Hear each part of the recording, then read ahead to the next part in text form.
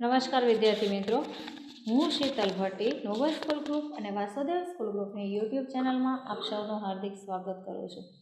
વિદ્યાર્થી મિત્રો, અહીં આપણે 7મા ધોરણના સામાજિક વિજ્ઞાનમાં ચેપ્ટર નંબર 18 અને ચેપ્ટરનું નામ છે બજાર. બરાબર, બજારના પ્રકારો છે એ આપણે અગાઉ જોઈ ગયા છીએ કે બજાર જે છે કોને કહેવાય. બરાબર છે, બજાર કેવા કેવા પ્રકારની બજાર જે છે એ આપણને જોવા મળે છે. હવે આજે આપણે જોવાનું છે બજારમાં સમાનતા. બરાબર, કઈ બાબત છે જેની અંદર બજારની અંદર આપણને સમાનતા જોવા મળે છે. સમાનતા એટલે સરખાપણું. આપણે આપણી આસપાસના બજારો વિશે જાણ્યું. બરાબર, આપણે જોયું કે આપણી આસપાસ કેવા કેવા પ્રકારની બજારો છે ભરાય છે. કારખાના કે ખેતરમાં ઉત્પાદિત થયેલ માલ સામાન વેચનાર અને છેલ્લે એનો ખરીદનાર ગ્રાહક વચ્ચે બધા વેપારીઓ છે. બરાબર, કોઈ પણ માલ સામાન છે એને વેચનાર અને છેલ્લે એનો જે ખરીદનાર, બરાબર, જે વેચે છે એ વેપારી કહેવાય અને જે ખરીદે છે તો કે ગ્રાહક કહેવાય.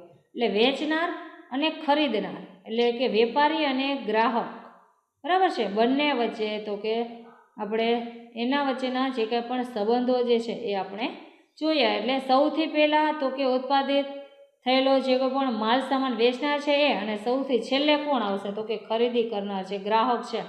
આ બધા જે કોઈ પણ છે એ કોણ છે તો કે વેપારીઓ છે.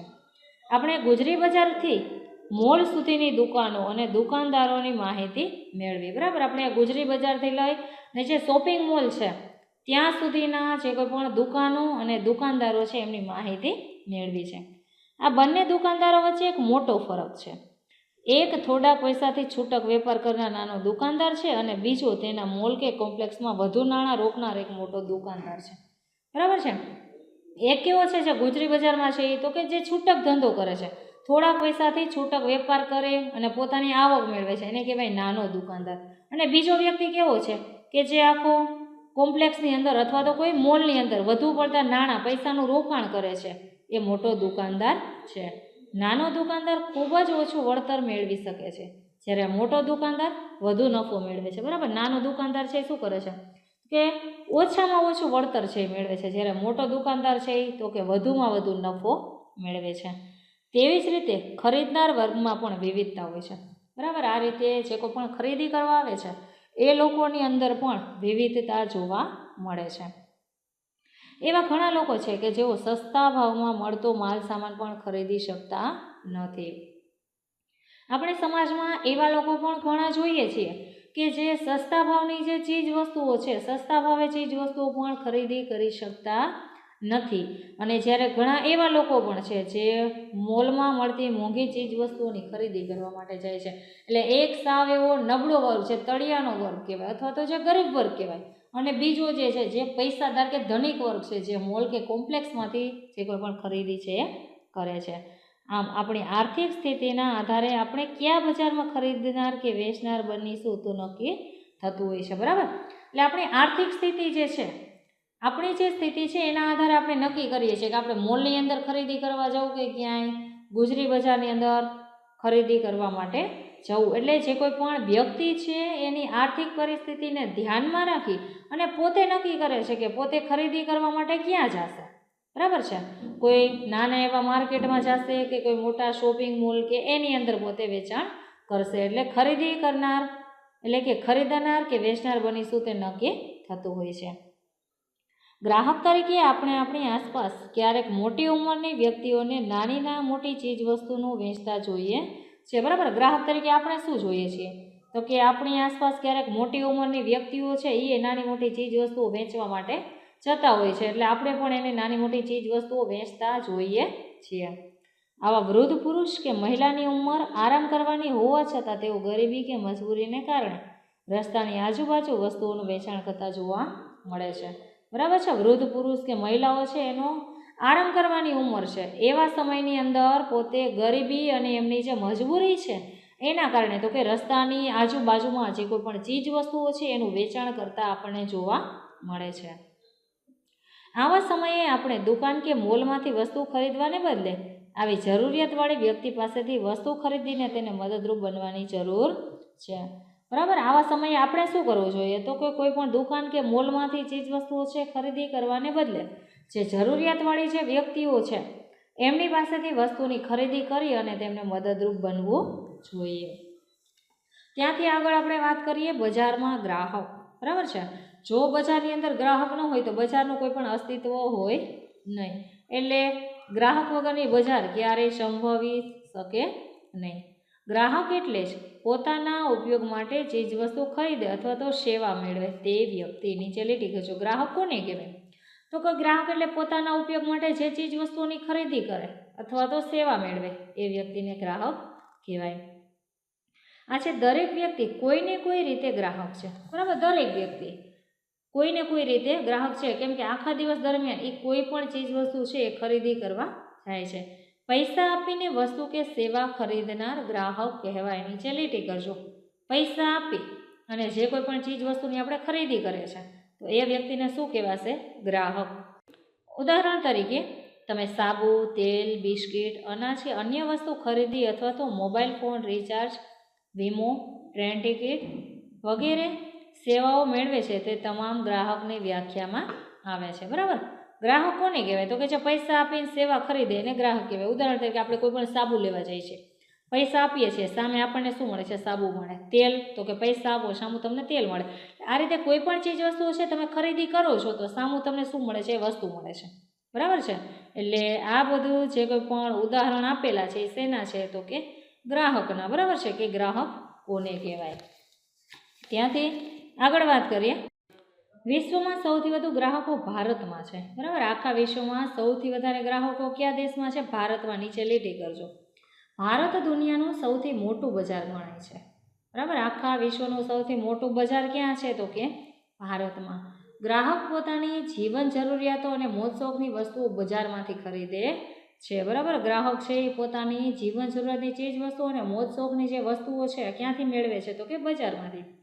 ગ્રાહક તરીકે તેની વસ્તુની ગુણવત્તા, કિંમત, વસ્તુની પસંદગી અને નાણાંનું પૂરેપૂરું વળતર મેળવવાનો અધિકાર છે. ગ્રાહકને કયો અધિકાર છે? તો કે એમણે જે ચીજ વસ્તુ ખરીદી છે એની ગુણવત્તા એટલે કેવા પ્રકારની ચીજ વસ્તુઓ છે. બરાબર છે. ત્યાર પછી એની કિંમત કેટલી છે? ઘણી વખત એવું છાપેલી કિંમત હોય એના કરતાં વધારે કિંમત લેવામાં આવે. વસ્તુની પસંદગી. બરાબર, જે ચીજ વસ્તુઓ ગ્રાહકને ગમે છે એ જ વસ્તુની પસંદગી કરી શકે છે. ત્યાર પછી તો કે નાણાંનું પૂરેપૂરું વળતર. કોઈ પણ ચીજ વસ્તુ છે એ તમે ખરીદી કરી તેના ઉપર ડિસ્કાઉન્ટ હોય તો એ ડિસ્કાઉન્ટ મેળવવાનો પણ તમને પૂરેપૂરો અધિકાર છે. બરાબર, અહીંયા જો ચાર્ટની અંદર જે લોગો આપ્યા છે, ISI, હોલમાર્ક, વૂલમાર્ક, એગમાર્ક, ISSAI, ત્યાર પછી શાકાહારી અને માંસાહારી. બરાબર, આ બધા જે કોઈ પણ લોગો છે એ ચીજ વસ્તુ પ્રમાણિત કરી અને એની ઉપર મૂકવામાં આવ્યો છે કે જે કોઈ પણ ચીજ વસ્તુ હોય, ઉદાહરણ તરીકે શાકાહારી ચીજ વસ્તુ હોય તો એના ઉપર લીલા કલરનો જે કોઈ પણ બટન જે છે, બરાબર, લીલા કલરનો સિમ્બોલ છે એ બનાવવામાં આવેલો હોય છે. માંસાહારીમાં તો કે લાલ. આ રીતે અલગ અલગ પ્રકારની જે ચીજ વસ્તુઓ છે એના ઉપર તો કે સિમ્બોલ મારી એને નિર્માણિત કરેલી હોય છે. આગળ વાત કરીએ. ગ્રાહકને સારી ગુણવત્તાની વસ્તુ મળી રહે તે માટે સરકારે વિવિધ વસ્તુઓના માપદંડ નક્કી કરેલા છે. બરાબર, નીચે લીટી કરજો કે ગ્રાહક છે એને સારામાં સારી ચીજ વસ્તુ મળી રહે, ઊંચી ગુણવત્તાની ચીજ વસ્તુ મળી રહે એ માટે સરકારે તો કે અલગ અલગ ચીજ વસ્તુઓના માપદંડ એટલે કે એના ભાવ જે છે નક્કી કરેલા હોય છે. આ ખાસ પ્રકારના માર્કો એટલે કે નિશાનીવાળી વસ્તુઓનું વેચાણ કરવામાં આવે છે. બરાબર, આ જે કોઈ પણ માર્કો મારેલા છે એનું તો કે બજારની અંદર વેચાણ કરવામાં આવે છે. જેમ કે ઘર વપરાશની અને વીજળીથી ચાલતી વસ્તુઓ માટે ISIનો માર્કો. નીચે લીટી કરજો. ઘર વપરાશ અને વીજળીથી ચાલતી વસ્તુઓ માટે કયો માર્કો લગાવવામાં આવે છે? તો કે ISI. જો પહેલો જ આપ્યો છે. ત્યાર પછી સોના અને ચાંદી માટે હોલમાર્ક. બરાબર, બીજો માર્કો છે. સોના ચાંદી માટે કયો માર્કો આવશે? તો કે હોલમાર્ક. એની બાજુમાં ઊનની બનાવટો માટે તો કે વૂલમાર્ક. જો બધા પ્રશ્ન પૂછાય છે. ઊનની બનાવવા માટે કયો માર્કો વાપરવામાં આવે છે? તો કે વૂલમાર્ક. ખાદ્ય પદાર્થો માટે એટલે ખાવા માટેની જે ચીજ વસ્તુઓ છે એના માટે તો કે એગ માર્ક. બરાબર, નીચે જો રાઉન્ડમાં આવ્યું છે અને અંદર પીળો કલર છે. ત્યાર પછી FSSAI, બરાબર, વગેરે નિશાનીઓ લગાવવામાં આવે છે જેના આધારે ગ્રાહક સારી ગુણવત્તાવાળી વસ્તુ ખરીદી શકે છે. એટલે આ બધા જે કોઈ પણ માર્કો મારેલા છે, બરાબર, તો એ સરકાર દ્વારા જે કોઈ પણ ચીજ વસ્તુઓ છે એનું નિર્માણ કરવામાં આવેલું હોય છે. એવી જ રીતે શાકાહારી ખાદ્ય સામગ્રી ઉપર લીલા રંગની નિશાની અને માંસાહારી ખાદ્ય સામગ્રી ઉપર લાલ રંગની નિશાની કરવામાં આવે છે. નીચે અંડરલાઈન કરજો આ બધા માર્કોની અંદર. બરાબર. શાકાહારી એટલે આપણે જે કોઈ પણ ખોરાકમાં ઉપયોગમાં લેતા હોય એવી ચીજ વસ્તુઓમાં તો કે લીલા કલરનું, અને માંસાહારી બરાબર જે નોનવેજ છે એના ઉપર લાલ રંગનું જે નિશાની છે એ કરવામાં આવે છે. આગળ વાત કરીએ ગ્રાહકનો હક અને ફરજ. બરાબર છે. ગ્રાહકનો હક શું છે અને એમની ફરજ કઈ છે. બજારમાં સમાન લક્ષણોવાળી અનેક બ્રાન્ડની અસંખ્ય વસ્તુઓ મળે છે. બરાબર છે.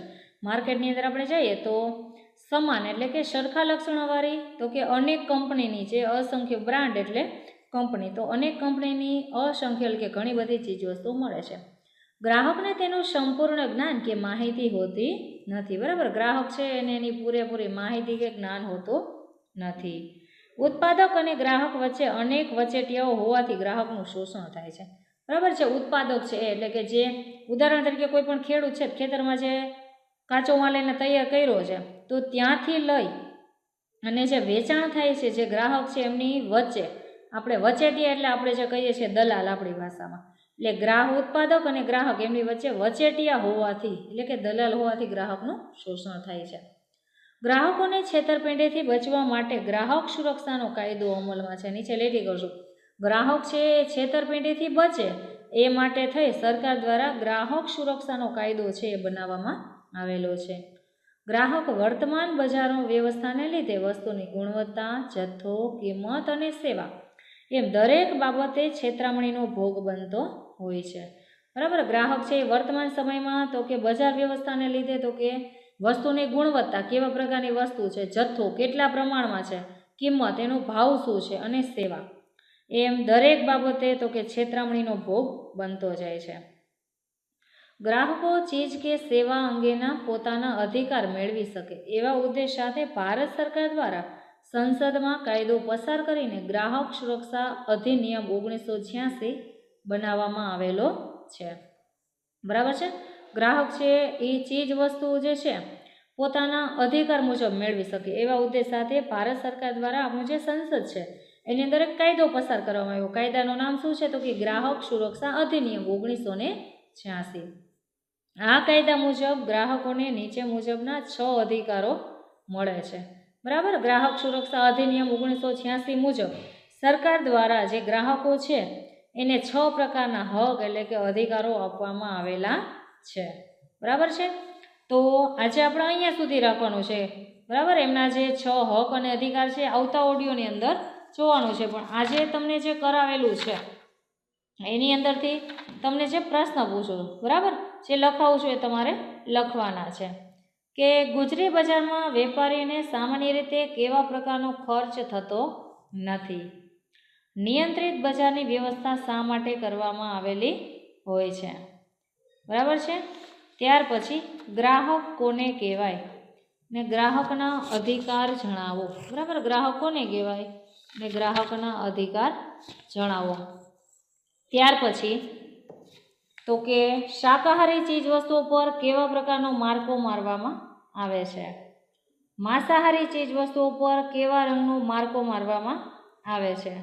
એના પછી તો કે સોના ચાંદી માટે કેવા પ્રકારનો માર્કો મારવામાં આવે છે. ઊનની બનાવવા માટે કયો માર્કો મારવામાં આવે છે. બરાબર. એના પછી ખાદ્ય સામગ્રી માટે કયો માર્કો લગાવવામાં આવે છે. બરાબર છે. ત્યાર પછી ઘર વપરાશની ચીજ વસ્તુઓ અને વીજળીથી ચાલતી વસ્તુઓ માટે કયો માર્કો લગાવવામાં આવે છે. તો આટલા જે કોઈ પણ પ્રશ્ન છે એ તમારે હોમવર્કની અંદર લખવાના રહેશે. તો આજે આપણે અહીંયા સુધી રાખીએ. અહીંથી આગળ આવતા ઓડિયોની અંદર જોશું. અસ્તુ. જય હિન્દ.